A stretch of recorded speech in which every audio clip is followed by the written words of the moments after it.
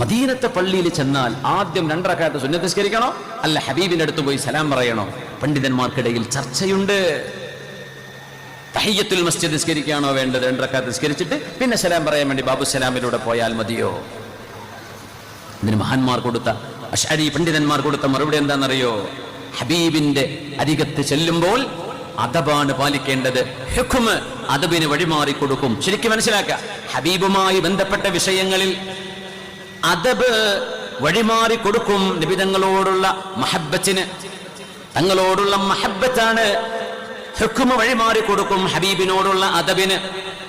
നിയമം ഒരുപക്ഷെ ഒരു മസ്ജിദിൽ കയറിയാൽ ആദ്യം തഹിയ്യത്ത് നിസ്കരിക്കാനാണ് അല്ലേ? നമ്മളൊരു നിക്കാഹ് സദസ്സിലേക്ക് പള്ളിയിലേക്ക് പോവാ, അവിടെ പോയി ഇരിക്കുന്നതിന്റെ മുമ്പ് 2 റക്അത്ത് സുന്നത്ത് തഹിയ്യത്തുൽ മസ്ജിദ് നിസ്കരിച്ചിട്ടിരിക്കുക. അതാണ് അവിടുത്തെ ഹുക്മ്. ഹബീബിന്റെ അരികത്തെത്തുമ്പോൾ ഹുക്മ് വഴിമാറി കൊടുക്കണം അദബിന്.